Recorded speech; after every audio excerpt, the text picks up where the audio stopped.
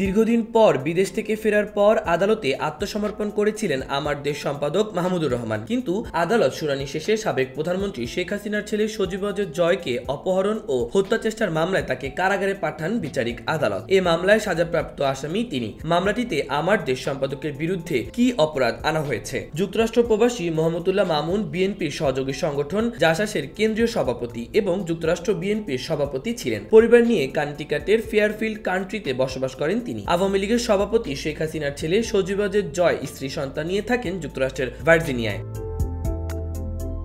জয়ের ক্ষতি করার জন্য যুক্তরাষ্ট্রের আইন শৃঙ্খলা বাহিনীর কাছে সংরক্ষিত গোপন তথ্য পেতে এফবিআই এর এক কর্মকর্তাকে ঘুষ দেওয়ার অভিযোগ পাওয়া যায়। তা প্রমাণিত হয় 2015 সালে 4 মার্চ মামুনের ছেলে রিজভী আহমেদ সিরাজকে 3.5 বছরের কারাদণ্ড দেয় নিউ ইয়র্কের একটি আদালত।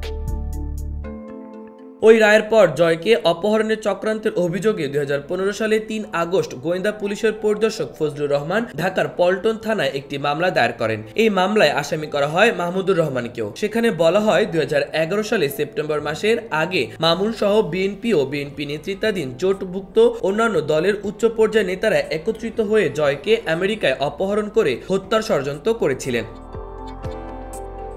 তদন্ত শেষে গোয়েন্দা পুলিশের জ্যেষ্ঠ সহকারী কমিশনার হাসান আরাফাত 2018 সালে 22 ফেব্রুয়ারি 5 জনের বিরুদ্ধে আদালতে অভিযোগপত্র দেন। সেখানে জয়কে অপহরণ করে হত্যা চেষ্টার ষড়যন্ত্রের নির্দেশদাতা হিসেবে সাংবাদিক শফিক রেহমান ও মাহমুদুর রহমানের নাম উল্লেখ করা হয়, আর আসামি মোহাম্মদুল্লাহ মামুনের বিরুদ্ধে আনা হয় পরামর্শদাতা হিসেবে।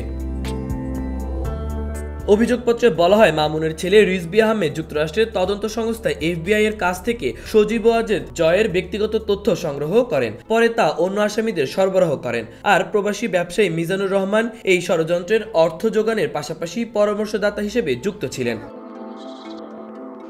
গোয়েন্দা পুলিশ এ অভিযোগপত্র দিলে 5 জনের বিরুদ্ধে বিচার শুরু করে আদালত। সজীব ওয়াজেদ জয় 2022 সালের নভেম্বরে আদালতে গিয়ে এই মামলায় সাক্ষ্য দেন। এরপর গত বছরের 17 আগস্ট আসামিদের অনুপস্থিতিতে বিচারক রায় ঘোষণা করেন। আসামিরা পলাতক থাকায় তাদের বিরুদ্ধে গ্রেপ্তারি পরোয়ানা জারি করা হয়। মাহবুবুর রহমান ইমন, খবর সংযোগ।